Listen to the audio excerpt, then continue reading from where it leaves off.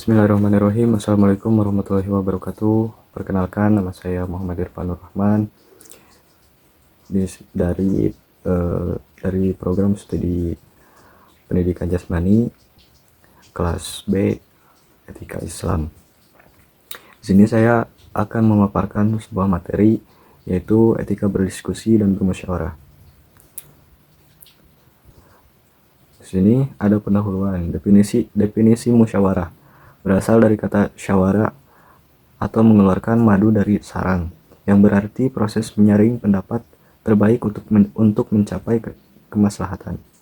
Urgensi Islam memandang musyawarah bukan hanya alat demokrasi, tapi ibadah dan perintah agama.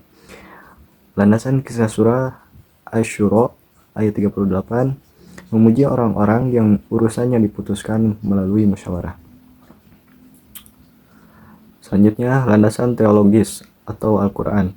Kisah surah Al-Imran ayat 159, perintah untuk bersikap lemah lembut. Larangan bersikap keras dan berhati kasar dalam diskusi. Yang selanjutnya, perintah memberi maaf dan memohonkan ampun bagi peserta diskusi. Perintah bertawakal setelah keputusan atau azam diambil. Selanjutnya, prinsip dasar musyawarah dalam Islam, yaitu ada 4. Yang pertama, al-huriyah, kebebasan. Setiap orang berhak menyampaikan pendapat tanpa tekanan. Al-musawah atau kesetaraan. Tidak ada diskriminasi berdasarkan status sosial dalam forum.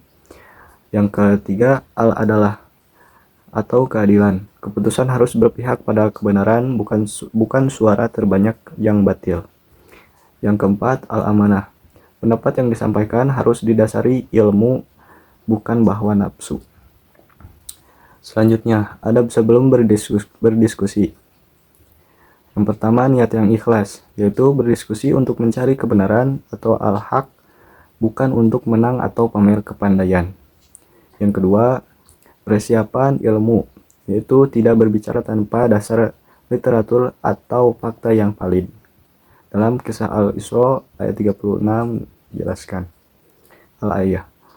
Yang ketiga, membersihkan hati, membuang sifat sombong atau kibir dan iri hati sebelum memasuki forum. Selanjutnya, adab saat berdiskusi. Ada empat poin pembahasan. Berbicara yang baik atau qaulan layyinan, yaitu menggunakan diksi yang santun dan tidak provokatif.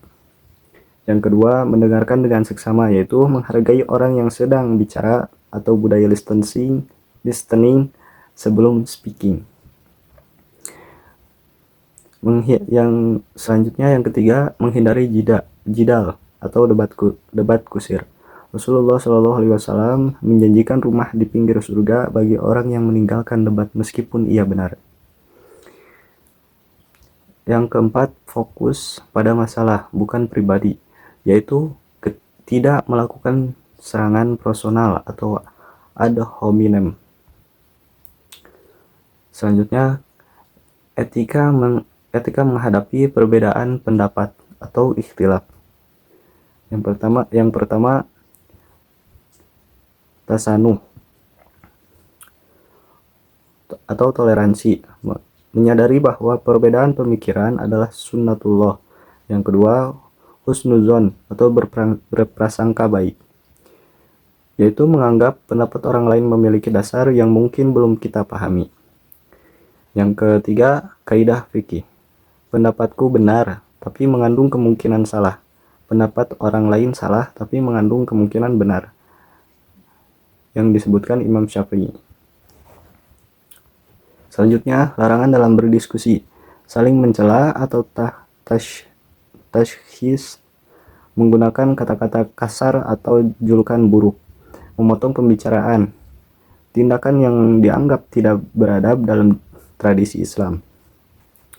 Keras kepala atau inad, yaitu menolak kebenaran yang sudah jelas hanya karena gengsi. Yang selanjutnya, berteriak berteriak. Islam mengajarkan ketenangan, suara keras yang tidak perlu diberatkan seperti suara keledai yang sudah diriwayatkan dalam kisah surah Luqman ayat 19. Etika mengambil keputusan. Yang pertama, orientasi maslahat. Keputusan harus membawa manfaat bagi orang banyak. Kaidah tasarruful imma ala ra'iyah manutun bil maslahah. Mufakat versus suara terbanyak. Mengutamakan titik temu. Namun jika buntu, suara terbanyak bisa menjadi solusi selama tidak melanggar syariat.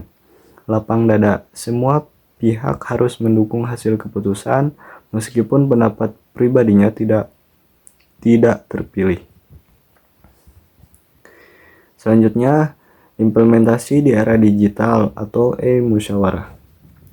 Yang pertama, tabayun, verifikasi, memastikan data di grup diskusi digital bukan hoaks. Kisah surah Al-Hujurat ayat 6. Etika mengetik, tanda baca dan huruf kapital harus dijaga agar tidak terkesan membentak.